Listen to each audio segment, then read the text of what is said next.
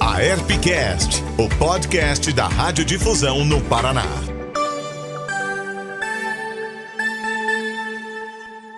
Olá, seja muito bem-vindo, seja muito bem-vinda. Eu sou a Fernanda Nardo e este é o AERPcast, o mais novo produto da Associação das Emissoras de Radiodifusão do Paraná.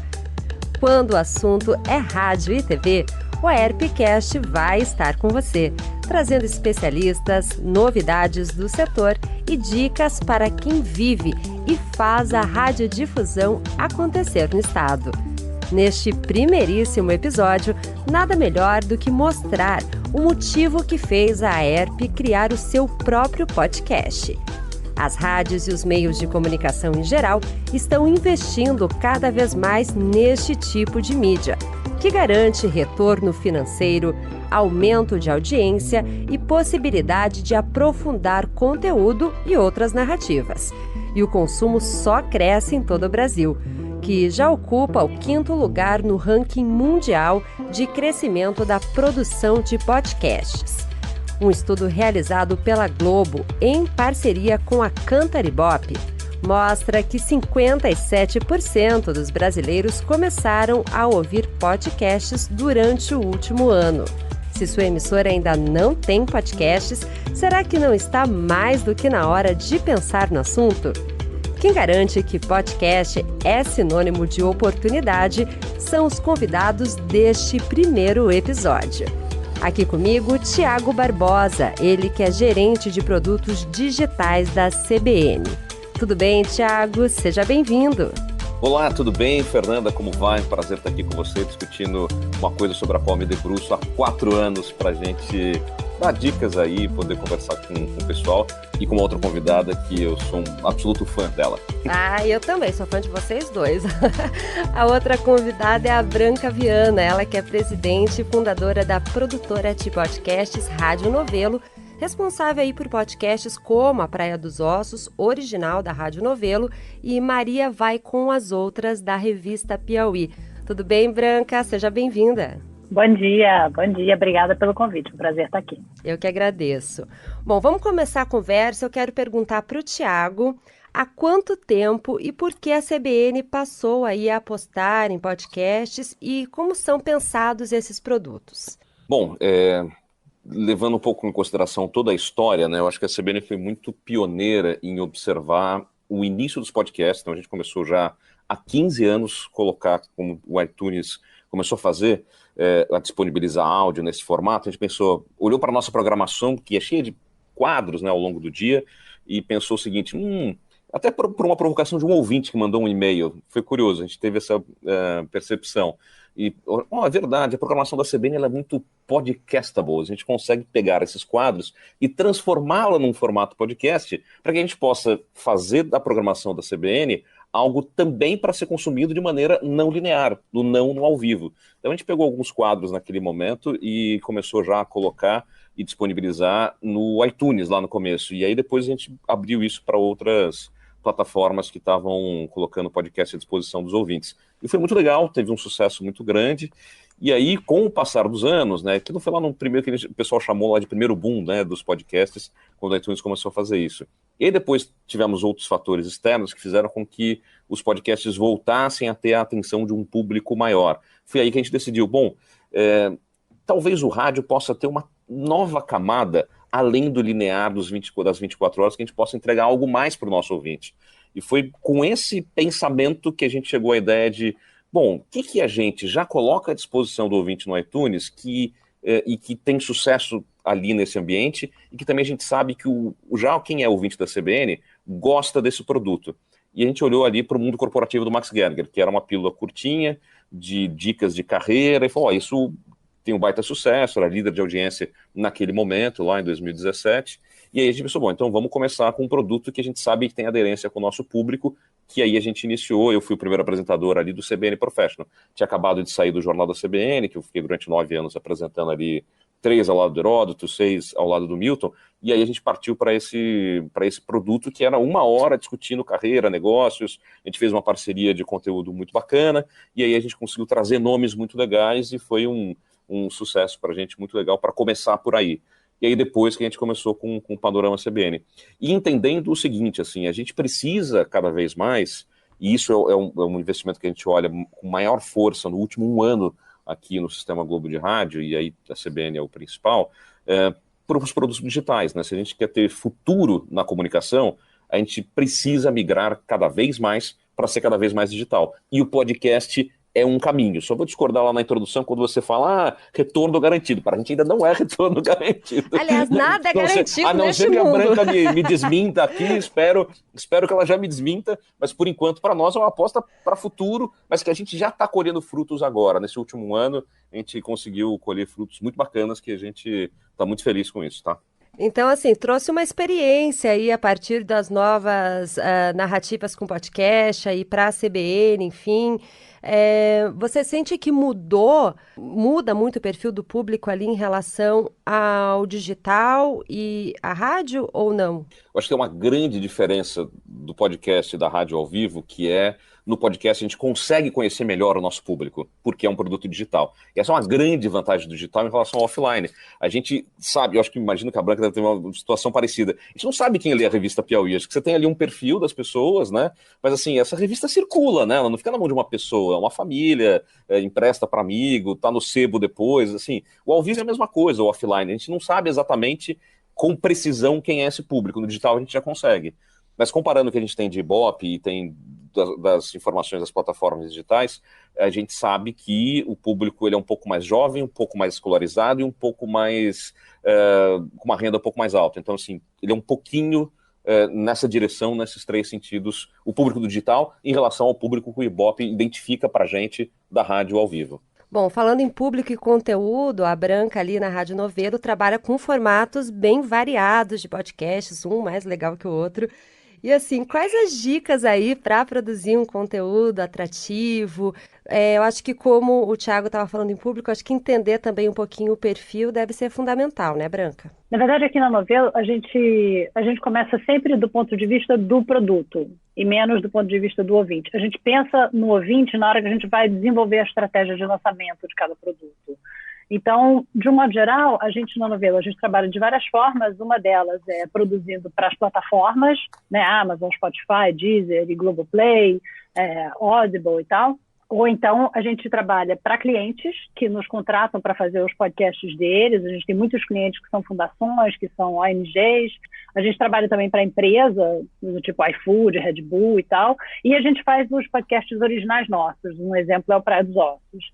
A hora que a gente pensa em quem é o ouvinte, o nosso ouvinte também é o ouvinte de podcast em geral, é um ouvinte jovem, é um ouvinte bastante escolarizado, com poder aquisitivo alto e muito obcecado pelos seus podcasts favoritos. É diferente do rádio aberto, né, nesse sentido, que a pessoa está lá, está ouvindo, está no carro, está em algum lugar, está ouvindo, e gosta de um ou outro programa, mas o ouvinte do Thiago no podcast, ele vai ser apaixonado pelo Thiago. Quer saber tudo do Thiago e quer ouvir, gosta da voz, e é assim que funciona em podcast, né? Os ouvintes, eu como ouvinte também sou assim, eu acho que todos os meus podcasts favoritos são meus amigos. Então, se eu ouvir, você está cuidando de criança, você está andando na rua, você está no supermercado, você está no transporte público, você está no carro, você está lavando louça, você está cozinhando, são as atividades da sua vida. E aquelas pessoas, elas estão participando das atividades da sua vida. Então, é como se fosse um amigo, um membro da sua família.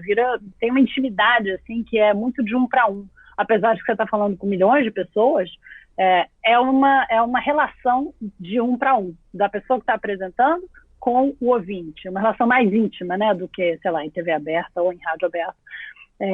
Então, a gente tem que pensar muito nesse ouvinte na hora de fazer o lançamento, porque hoje em dia tem muito podcast, tanto no Brasil quanto fora do Brasil, né? Houve nos últimos 3 anos assim, uma explosão de podcasts no Brasil, então tem muito conteúdo disponível para o ouvinte.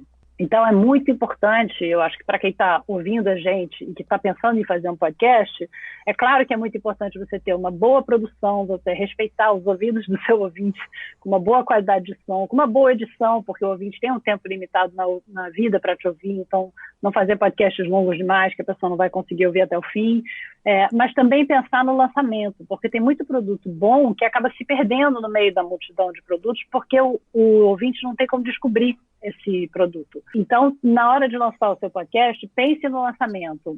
durante a produção do podcast, já vai pensando quem é o público que eu quero atingir, onde esse público está, qual a rede social que esse público frequenta mais. Então, onde está o meu público? Onde é que eu vou concentrar mais os meus esforços? Que tipo de promoção eu vou fazer?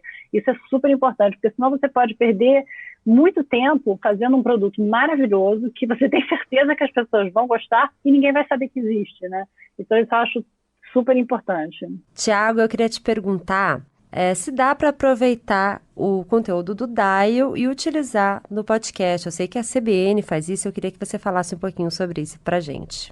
A gente faz os recortes dos quadros, né? Como eu falei que a nossa programação é meio podcastable, então como ela tem muitos quadros, diferente de outras rádios, tem muitos momentos claros, eu acho que alguns programas mais e menos têm feature com o formato de podcast. Por exemplo, eu acho que o programa Fim de Expediente tem um pouco de cara de podcast de mesa redonda, por exemplo, né? Eles estão ali todo dia, passando a semana, como é que foi, conversando e tal. São 3 caras de profissões completamente diferentes e tal, e aí eles simulam ali uma roda de amigos e tem sempre um entrevistado ali, alguém de um jeito não tão como a gente faz entrevista na rádio, jornalística, com preocupação, às vezes, de tirar um lead do entrevistado, nada disso, né? Então, eu acho que esse é um programa que tem uma cara de podcast muito clara, então faz sentido para quem tem um programa como esse, já de cara, rapidamente adaptar para podcast.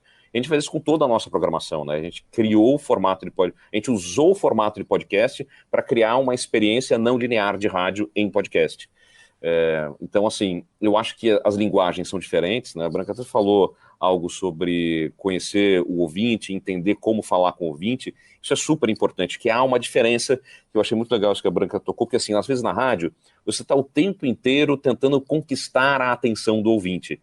Em podcast, você já conquistou a atenção do ouvinte a partir do momento que ele dá o play. Então, você tem uma outra relação com o Irá, então você quer entender esse assunto com profundidade. Então, acho que, assim, podcast faz muito sentido, principalmente quando você vai em busca de alguns temas. Então, a gente vai em busca de algum tema e quer falar mais sobre ele. Então, assim, a gente sabia que fazia muito sucesso o Max Gerber falando 2 minutos sobre carreira e negócios na rádio. Mas eu não posso falar 1h e 10 sobre carreira e negócios na rádio, porque você vai falar com um público menor, não é para todo mundo. Então, quando a gente escolhe um determinado formato, um determinado assunto, a gente tem que tomar muito cuidado com isso. Nem tudo que a gente... Assim, essas diferenças são muito importantes. E aqui eu vou dar uma dica para os radiodifusores, que é o seguinte: discussão local dificilmente vai dar certo podcast, a audiência vai ser baixa. Então, assim, a minha sugestão é, mesmo que seja um debate com um olhar local, um olhar gaúcho, um olhar cearense, um olhar pernambucano, que discuta temas nacionais, porque se ele transbordar, e isso pode acontecer, existem podcasts que começam com um olhar local, mas transbordam a sua região, aí ele tem mais chance de ter sucesso. E essa é a grande vantagem do digital, né? Porque você não fala só para aquela sua região, você fala para o mundo inteiro, né? Para todo mundo que fala o idioma no qual você está conversando em podcast, né? Então, acho que assim, essa é uma dica que eu já vi que eu queria dar para o radiodifusor, que eu acho super importante. E vem cá, Thiago, nos podcasts feitos por emissora, você acredita que existe aí um público e espaço para narrativas mais diferenciadas, como audiodrama, séries documentais?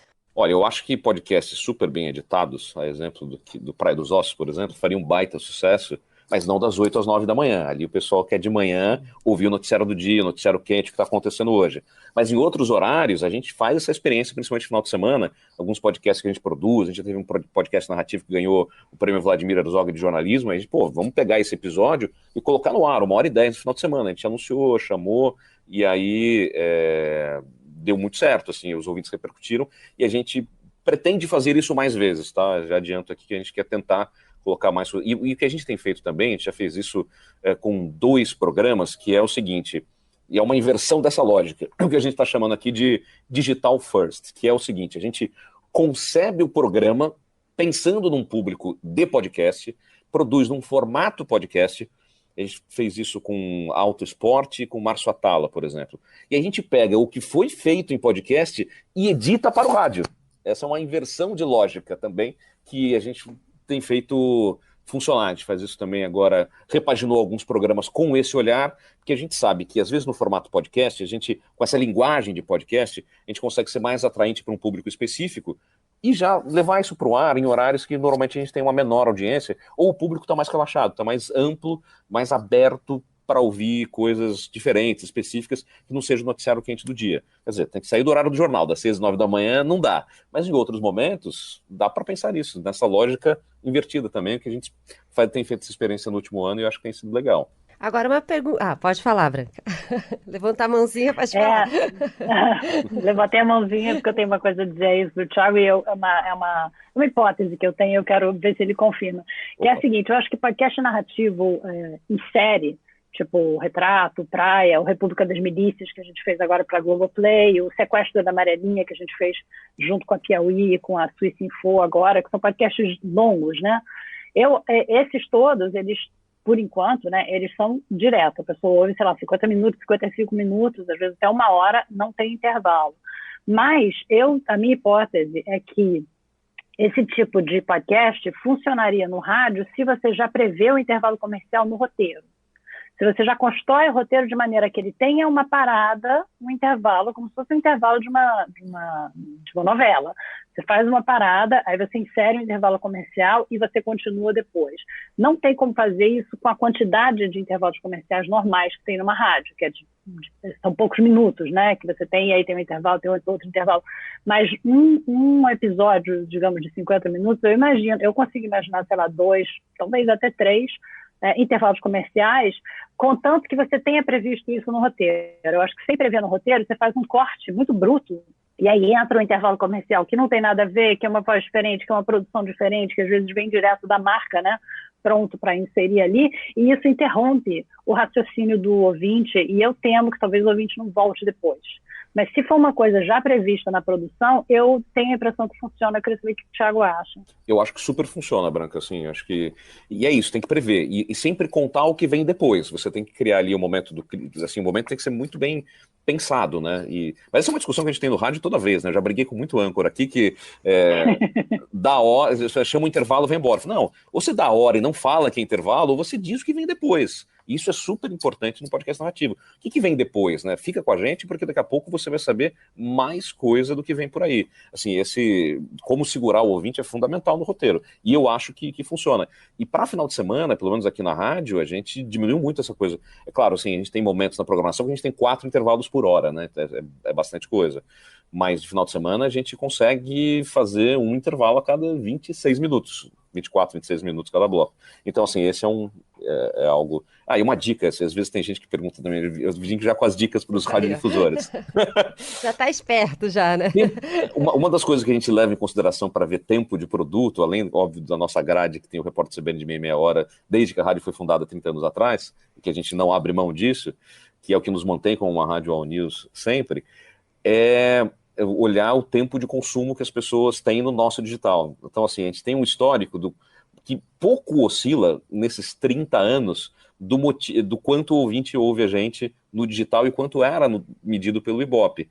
Então, a gente tem uma diferença entre o aplicativo e o site, mas o aplicativo é 38 minutos e o site 48 minutos, mais ou menos. O cara tá no desktop, ele ouve um pouco mais tempo em média em casa do que se locomovendo no aplicativo. Então, eu acho esses números um pouco mágicos para a gente, que a gente sabe mais ou menos que é o tempo de consumo que a pessoa tem disponível ali ao longo de um dia, ao longo de uma vez que ela está ouvindo a programação da CBN. Eu acho que isso que a gente faz do ao vivo, a gente consegue transportar um pouco para o podcast, para o gravado, para o editado, porque a gente sabe que mais ou menos esse é o tempo que as pessoas, na sua média, a maioria delas se dispõe a ouvir uma história, ou ouvir uma conversa, ou ouvir um debate, ou ouvir uma entrevista. Então, assim, para os radiodifusores, essa é uma dica, olhar esses tempos. E às vezes você pode também pensar num produto que misture essas duas coisas, né? Às vezes a gente vê que tem muito ouvinte que ouve algum podcast de notícia que tem essa duração, como o do Café da Manhã, como o do Panorama, como do Assunto. Então, assim, tem ali 20 e poucos minutos, ela ouve 20 e poucos minutos e aí os outros 20 minutos de uma outra coisa. Então, assim, qual é o seu público? É um público que já ouve notícia e ouve um pouco da programação da rádio, que está ouvindo a gente, que quer se aprofundar num determinado assunto, pode ser um tempo legal, entendeu? Por exemplo. Então, acho que assim, essa é uma dica que eu queria trazer dos radiodifusores da nossa experiência do Sistema Globo de Rádio. E uma dúvida assim que a gente sente dos radiodifusores dá para fazer um podcast com o celular na mão e uma ideia na cabeça? Olha, o que a Branca faz não dá não, o que a Branca faz é muito, muito, muito apurado. Gente, o que eu faço precisa de muita gente, é complicado, né? Assim, eu acho que é diferente, é uma proposta diferente. Eu acho que a pessoa tendo imaginação, tendo criatividade e vontade de fazer direito, eu acho super importante isso. A vontade de fazer direito dá muito trabalho. Que ninguém aí ache que fazer podcast é uma coisa que só porque você está fazendo com o teu celular e a tua cabecinha que você vai fazer muito rapidinho e vai ser ótimo e vai ser só um hobbyzinho que você vai ter na vida. Não, vai te tomar um tempo enorme. Então, hoje em dia já existem softwares de edição bons, bastante bons, que são gratuitos. Os celulares são muito bons. Você acoplando o microfone ao seu celular, você consegue uma captação muito boa. De qualquer modo, você tem que prestar atenção no que você está fazendo. Você tem que prestar atenção se tem uma maquita atrás, sabe? Se está passando um ônibus, se tem um cachorro latindo. Às vezes essas coisas trazem textura para um áudio, mas muitas vezes impedem que o teu ouvinte entenda o que está acontecendo. Então presta atenção, tem que prestar atenção na proximidade, realmente botar o microfone perto da boca do seu entrevistado, seja lá quem for. Tudo isso você tem que pensar, e tudo isso hoje em dia já tem disponível para você ver em sites internacionais, mas tem também, para quem está interessado em fazer podcast, tem um site do pessoal do Lab 37, que faz aquele podcast maravilhoso chamado 37 Graus. Elas criaram um site chamado Cochicho, acho que chama Cochicho Áudio. Esse site é uma riqueza de dicas, mas muita coisa. Elas falam de equipamento, elas falam de conteúdo, elas falam de sonorização, elas entrevistam podcasts e botam lá as entrevistas. É muito, muito bacana. Então eu acho que dá sim, sabe? Eu acho que tem que ter... depende do público, depende do que a pessoa quer fazer. Eu acho que, como o Thiago falou, fazer uma coisa tipo Retrato Narrado, Praia dos Ossos, República das Milícias, sabe, o Sequestro da Amarelinha, não dá, esquece. Isso é assim, muita gente, são profissionais muito experientes, gente que já trabalha com rádio, com áudio, com jornalismo impresso ou de televisão há anos, e gente, sabe, são compositores profissionais, são editores de som profissionais, produtores, inclusive, profissionais, para conseguir os entrevistados, para conseguir as coisas que você precisa, né? São equipes de 40 pessoas, de 40 e poucas pessoas, para conseguir fazer um podcast desse. São todos esses que eu estou falando. Esse é o tamanho da equipe. Então, é diferente. O que não quer dizer que não haja espaço para uma pessoa que seja boa, que esteja disposta a aprender, que esteja disposta a trabalhar muito para fazer uma coisa de boa qualidade, e que tenha criatividade, sabe? Que tenha imaginação, que tenha uma coisa nova a dizer. Se você tem uma ideia tua, que é um interesse teu, que você acha que tem outras pessoas que têm esse mesmo interesse que você, vai lá e faz. Esse é um conselho que eu recebi lá atrás, quando eu estava querendo fazer o Maria Vai com as Outras, que foi o primeiro podcast que eu fiz, né, lá atrás, que eu ofereci esse podcast, fiz o pitch para Piauí. Eu ouvia podcasts assim, sobre mulher e mercado de trabalho na gringa. E não tinha nenhum no Brasil que tratasse disso. E eu achava que era um assunto importante, que o movimento feminista não estava lidando tanto. E eu estava interessada em saber como era a vida de trabalho das mulheres que trabalham em coisas diferentes de mim. Então, eu fiz esse pitch para Piauí, mas antes disso eu escrevi para uma das mulheres que tinha um podcast desses, uma inglesa que trabalha nos Estados Unidos. Eu escrevi para ela e falei: olha, eu adoro o seu podcast, eu ouço sempre, eu quero fazer um aqui no Brasil, o que você me diz? Ela falou: olha, vou te dizer só uma coisa, faz. Quer fazer? Faz. Para de pensar e faz. Senta e faz. Aí eu falei: ok, tá bom. Fiz. Então essa é a dica. Então eu falei: bom, vou fazer, não sei fazer sozinha, vou procurar a Piauí, eu acho que talvez eles se interessem. Aí bolei lá meu pitch para eles e colou. Assim que eu comecei. Bom, e aí, Thiago, e para você, dá para fazer com o celular na mão, uma ideia na cabeça? O que você diz aí que tem uma experiência dentro da rádio, do radiojornalismo, né, principalmente para os radialistas? Dá para fazer coisas boas, é isso, dá trabalho. Assim, a gente fez algumas temporadas de um podcast que chama Vozes, que eu gosto muito do resultado que a gente teve com ele, e foi muito legal. Assim, e é uma coisa assim, que a gente levou para cada episódio mais de um mês fazendo, é isso. Uma equipe que envolve muitas pessoas, mas a gente parte de uma coisa que a Branca não tinha ali naquele momento, que é uma estrutura de rádio. Então a gente consegue adaptar a estrutura de rádio para fazer isso. Então a gente já tinha gente que fazia produção aqui, gente que já tinha tido experiências com reportagens mais longas, que a gente achou que fazia sentido, como foi a Gabriela Viana, que foi a primeira a fazer esse podcast com a gente. E aí então a gente trouxe essas pessoas, juntou esse grupo, falou: vamos investir um pouco mais de tempo nisso, para ver onde é que a gente chega e tal. E acho que a gente chegou em resultados muito bacanas desses episódios das três ou quatro temporadas que a gente fez, né? Queremos retomar no ano que vem essa temporada, mais uma temporada do Vozes, agora num formato um pouquinho diferente. Então acho que foram coisas muito legais, que deram super certo e que acho que vai ser muito legal se a gente conseguir investir um pouco mais. Mas a gente tem por ter a estrutura da rádio, a gente tem um pouco mais de capacidade de experimentar um pouco mais e deixar errar. Isso é uma vantagem que a gente tem. E assim, eu acho que a melhor coisa do podcast é olhar o público, como é digital, você pode entender o que deu certo, que as pessoas gostaram, não gostaram. Ali nas plataformas você pode ver se tem algum momento que as pessoas deixaram de ouvir o podcast. Aqui eu errei. Então você pode ir aprendendo. Eu acho que você pode ir fazendo, olhando o que você fez, e você vai aprimorando, melhorando e fazendo. A gente está numa experiência agora no Rio Gastronomia, num parceiro nosso comercial, está fazendo um podcast que a gente pegou um comentarista, uma âncora, e falou, gente, microfone aberto, cada um com o microfone na lapela, vamos lá experimentar e viver o Rio Gastronomia. Viu aquele barulho, a gente pegou uma sala, leva o chefe para lá para contar como é que ele fez aquilo, tem segredo na receita, não tem. Então, assim, é uma coisa um pouco microfone aberto. Vamos ver o que a gente pega, a gente recolhe esse material enorme ali, de 2 horas de conversa, e tenta extrair alguma coisa muito bacana para o nosso ouvinte. É uma experiência que está em curso agora, uma coisa mais, assim, quase com essa coisa do celular na mão, uma ideia na cabeça. A gente vai ver o resultado. Então, assim, essa é a vantagem que a gente tem de ter a estrutura da rádio, de ir experimentando um pouco mais, entendeu? Acho que isso é o que a gente está tentando fazer para que a gente possa ir com erros e acertos aprendendo o que as pessoas mais gostam, o que dá certo e o que não dá certo. Eu acho que uma pergunta, assim, que, enfim, eu tenho curiosidade, acredito que muitos radiodifusores também, né? Como rentabilizar os podcasts? Eu vejo ali no caso da Rádio Novelo, né? Uma produção com 40 profissionais, né? Como que faz aí a Rádio Novelo para rentabilizar esses produtos? Então, a gente trabalha em parcerias com plataformas, né? A gente trabalha ou para clientes que nos contratam para fazer o podcast deles, eles financiam esse podcast, ou então a gente trabalha em parceria com plataformas que, enfim, aí tem, né, a Globoplay, que a gente fez a República das Milícias, enfim, a Amazon, a Audible, o Spotify, para quem a gente já fez vários podcasts, e às vezes o projeto vem da plataforma e diz, olha, a gente quer um projeto assim assado, vocês querem fazer? Às vezes a ideia é nossa, a gente vai lá e faz o pitch, então, a gente quer fazer esse podcast aqui, vocês querem financiar, vira um original daquela plataforma. E a outra maneira é com anunciantes, por exemplo, o Foro de Teresina, que a gente produz para a revista Piauí, ele tem anunciantes. O 451, que a gente produz para a revista literária 451, também tem anunciantes. E aí tem as produções que são nossas, que aí é a grana da novela. Por exemplo, Praia dos Ossos, que aí é que a gente não queria ninguém se metendo, a gente queria fazer do nosso jeito. Muito podcaster independente faz crowdfunding, né? Faz um Apoia-se, um Catarse, uma vaquinha virtual, uma coisa assim. E isso funciona muito bem, porque como eu falei, o ouvinte de podcast, ele não é um ouvinte desengajado, ele é um ouvinte muito engajado com aquilo.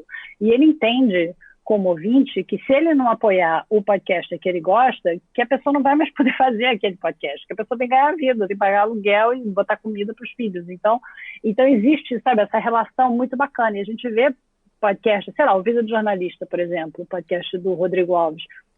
Ele trabalhava na Globo como comentarista de basquete, ele era coordenador de equipe lá do Sport TV, sei lá de que área de esporte, durante muitos anos. Ele começou a fazer podcast, ele começou a amar fazer podcast, e chegou uma hora que ele saiu e virou só podcaster. E ele se financia com cursos de podcast, que, aliás, para quem está querendo aprender a fazer podcast, é a minha primeira recomendação, são essas duas. Vai no site do Cochicho e façam os cursos do Rodrigo, porque ele é muito bom. Então, ele dá cursos de podcast e ele tem um crowdfunding para o podcast dele, para o Vida de Jornalista. E ele está muito satisfeito, ele está super satisfeito com essa solução. Sei lá, o Escafandro também se financia assim, tem muito, né? O Alessandro, tem muito podcast que se financia assim, né? O André, do História Preta, também se financia assim, tem muita gente. Para podcasts independentes, essa é uma boa solução. Só que, obviamente, você só vai conseguir isso depois que você já tiver um público fiel, né? Que gosta de você, que quer que você continue o trabalho. Então, o início vai ser na cara dura mesmo, na raça. Bom, pelo que eu entendi, então tem diversas maneiras para rentabilizar, né, esses produtos. Tiago, eu queria saber de você em relação específica das rádios. Como é que a CBN faz para rentabilizar os podcasts? Bom, a gente tenta mais reproduzir o modelo que a gente está acostumado, que é com publicidade, né? Então, a gente... é isso, a gente tenta usar plataformas que nos ajudem com isso, né? Então, sei lá, a gente tem um publicador que permite que, inclusive, a gente tenha uma separação de igreja e Estado, que a gente fala do jornalismo muito bacana, porque o comercial vende a publicidade do podcast, já manda para a plataforma, eu nem sei, aí vai ter uma publicidade lá que eu nem sei como chegou lá, né? Isso eu acho que é muito bacana, porque a gente consegue manter essa nossa independência editorial. Então, ainda é pouco, é pequeno, diante do faturamento da rádio offline, no dial, né, assim, mas vem crescendo, cresceu bastante no último ano, depois de um investimento nosso também de olhar como distribuir isso melhor, como abordar melhor os clientes e tal. Então, assim, a gente já tem um universo também de 300, 400 clientes da rádio como um todo. Então, você já tem um número de pessoas com quem você pode falar, olha, também tem esse produto aqui, também tem isso aqui, explicar ao público, à audiência. Então, a gente consegue por esse caminho. E a gente está testando formatos. Então, uma coisa, inclusive, que a Branca falou sobre publicidade no meio, né? Num podcast, assim, a gente já consegue, inclusive, prever nessa plataforma, colocar uma publicidade que a gente chama de mid-roll, né? Tem sempre isso, pre-roll, mid-roll e post-roll. Então, assim, são os 3 formatos de publicidade que a gente consegue entregar. Porque eu sei que algumas plataformas como a Apple já disponibilizam, inclusive, assinatura, episódios extras para quem paga e tal. Esse é um modelo que vem surgindo por aí, mas que, por enquanto, a gente não quer mexer. A gente está principalmente olhando esse modelo de publicidade para se financiar. Então, a gente tem uma audiência, tem um público, e como a gente tem um volume muito grande de publicação por causa da programação da rádio, juntando tudo isso, tem um faturamento que faz algum sentido para a gente. E aí, claro, que eu acho que os podcasts especiais são essas âncoras que a gente quer trazer para lembrar e mostrar esse volume, essa entrega, esse público grande que a gente alcança com a programação e com os podcasts originais, né? Bom, perfeito. Acho que eu vou, para finalizar aqui, perguntar, acho que vocês já falaram sobre isso, mas para dar uma enfatizada, o que é tendência hoje, Branca, que você percebe no universo aí de podcast? E, assim, uma última dica aí para os radialistas que querem fazer isso. Eu sei que você já falou de curso, já falaram um monte de coisa aqui, mas para fechar com chave de ouro. Tendência, eu acho que é podcasts de comédia, né? Podcasts que as pessoas se divertem. Eu acho que está crescendo cada vez mais, coisas tipo Não Inviabiliza, esses podcasts assim, que são muito... exigem um apresentador, um host muito carismático, uma pessoa que tem muita imaginação, que consiga passar carisma em áudio. Isso existe, né? E é o caso do Não Inviabiliza, por exemplo. Mas eu acho que é uma tendência, eu acho que talvez um pouco de sobrecarga, sabe, do brasileiro que está querendo se distrair, está querendo se divertir, está querendo ver, né, ter momentos de leveza. Então, eu acho que tem uma tendência desses podcasts curtinhos que são mais leves do que, por exemplo, o que a gente faz na novela. E aí tem o pessoal mais sério, né, que quer aprender, que quer entender de assuntos complicados.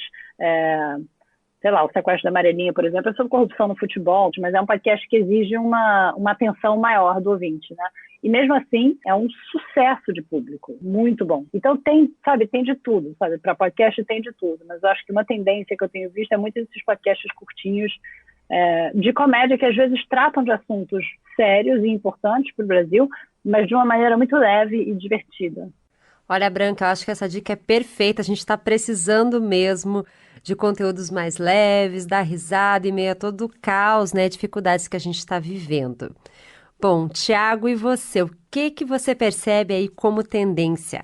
Olha, eu gosto muito do que a Branca fala isso aí de comédia. Eu acho que realmente isso, a gente tem visto esse comportamento e aprendizado, né? As pessoas olham para os nossos produtos aqui na rádio, que faz muito sucesso, às vezes também muito de aprendizado, de conhecimento e coisas curtas. Então, assim, a gente tem um podcast que dá bastante audiência para a gente, que é o Academia CBN, que é uma pílula de conhecimento do professor Cortella, que todo dia ele faz uma reflexão, uma referência, pega um assunto, às vezes, daquela data ou daquele dia. Isso é um baita sucesso entre os nossos ouvintes, ou dicas assim de investimento, né, que a gente tem ali o CBN Dinheiro, que eu respondendo uma pergunta para o ouvinte, uma coisa muito de rádio, e as pessoas querem aprender. Então, tudo que é ferramenta para a vida das pessoas também costuma fazer sucesso também em podcast. Então, ela pode aprender, e às vezes é isso, ela ouve ali, imagino que seja o caso, por exemplo, do Não Inviabilize também, de outros, às vezes, se a pessoa gosta daquele assunto, ela ouve 5, 6 seguidos, um atrás do outro. Então, vai muito do dia da pessoa. Às vezes a pessoa ouve aqueles 5, 10 minutos todo dia, ou ouve,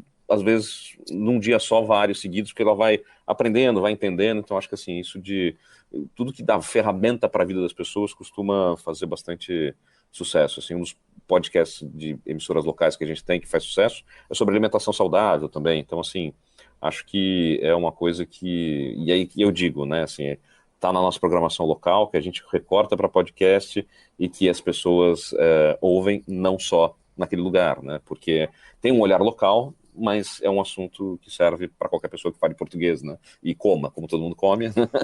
Então, acho que isso são os assuntos aí que a gente tem visto que tem um apelo que, para os radiodifusores olharem, faz bastante sentido e é relativamente...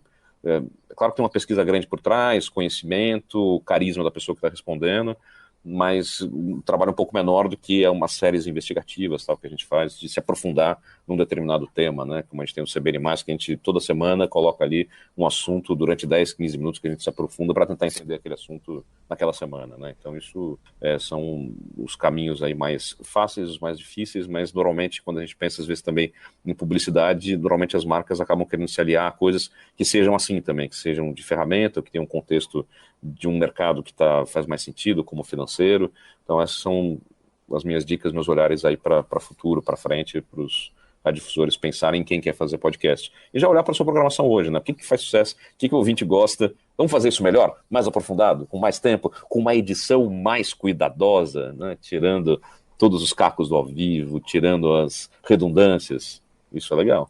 Aproveitar já o que está sendo feito, né? É um bom começo aí, não precisa inventar muito, não demanda muita equipe também e muito tempo, né?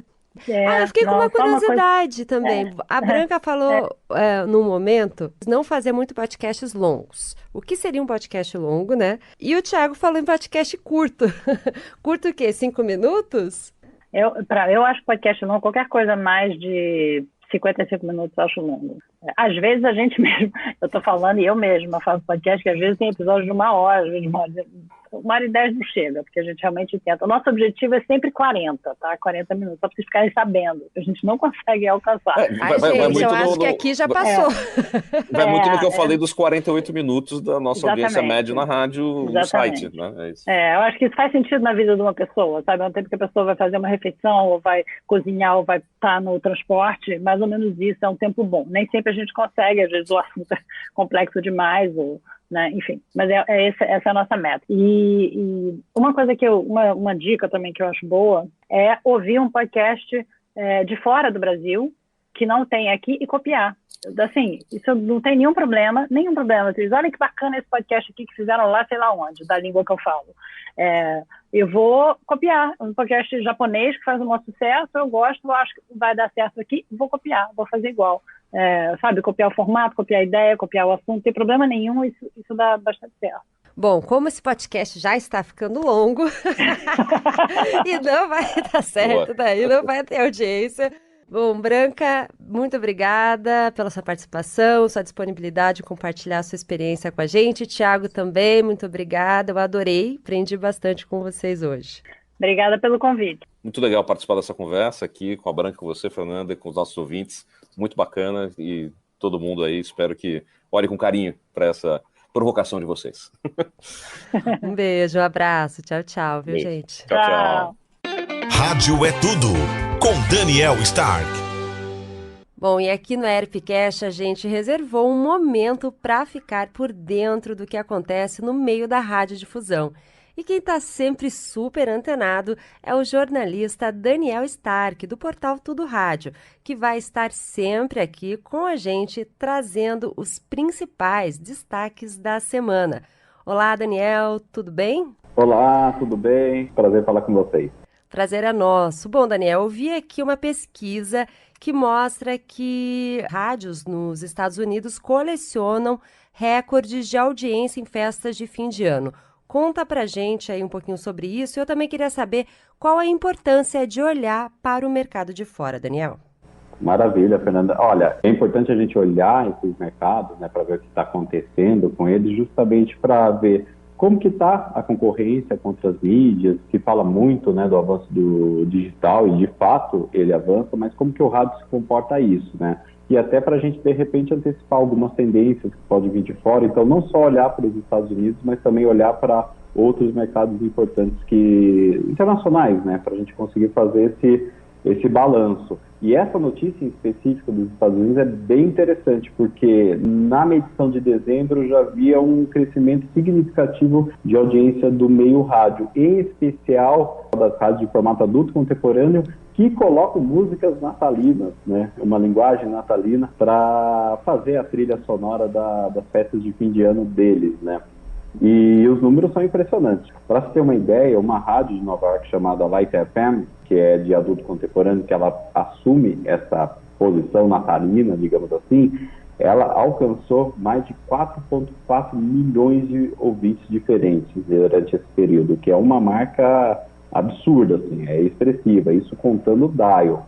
Bacana, e pelo que me parece, aí no Brasil também a gente tem boas notícias. Uma pesquisa feita em São Paulo, né, mostrou que o rádio segue aí com força total, Daniel? Exatamente. No ano passado, o rádio já tinha destacado o momento histórico vivido pelo rádio do Rio de Janeiro. Isso também acontece em outras praças. Curitiba tem performando muito bem também em audiência. Tem uma série de praças aí com números bem interessantes. Mas esse caso de São Paulo é muito... é um caso particularmente assim, de destaque, porque então, o rádio ele vinha assim, oscilando em São Paulo, em específico, desde a greve dos caminhoneiros, de 2018. E agora ele passou esse nível e ele está batendo alguns recordes. E o número de rádios que tem marcas superiores a 1 milhão é 18 FMs hoje. É um negócio impressionante. Então, tem 18 rádios em São Paulo que cada uma atinge mais de 1 milhão de pessoas. Pois é, e também confirma aí a próxima, né, notícia que você traz, que o rádio continua aí sendo uma mídia de muita credibilidade. Foi uma pesquisa feita no Brasil ou em diversos países, Daniel? Essa foi em diversos países, né, da Ipsos, né, e mostrou que a mídia tradicional é a mais confiável para 23% dos brasileiros. Fala, mas 23% só acho que é mídia? Não, não é isso. É que para 23% dos brasileiros, a mídia tradicional é a coisa mais confiável. Então, ali tem, por exemplo, o governo, tem outras instituições, e nesse recorte para o Brasil, para você ter uma ideia, ele atingiu o 5º maior índice de confiança na mídia tradicional. Que mídia tradicional? É jornal, impresso, revista, emissoras de rádio, televisão e portais de notícias, né? Então ele está entre as nações que mais confiam na mídia tradicional e ainda por cima é o índice mais elevado em termos de confiança. E o rádio já contava uma credibilidade alta também antes mesmo do período de pandemia e soma a audiência e ao alcance em alta. Então é muito engraçado a gente discutir esses temas porque parece que a gente está sendo otimista demais. Mas de fato, quando você faz qualquer recorte em relação à relevância do rádio, em termos de audiência e também de credibilidade, as notícias são positivas. Perfeito, ótimo, Daniel. Obrigada pelas suas informações e a gente te espera aí na próxima semana com mais novidades. AERPcast. E meu muito obrigada também a você que nos acompanhou neste primeiro episódio. A cada semana tem programa novo para você, profissional do rádio e da televisão. A intenção é sempre trazer novidades do setor, dicas e excelentes profissionais para compartilhar conhecimento e experiência. E se tem algum tema que você quer saber mais, manda sugestão que a gente aprende juntos aqui no AERPcast. Até mais! Você ouviu AERPcast, uma produção da AERP, Associação das Emissoras de Radiodifusão do Paraná.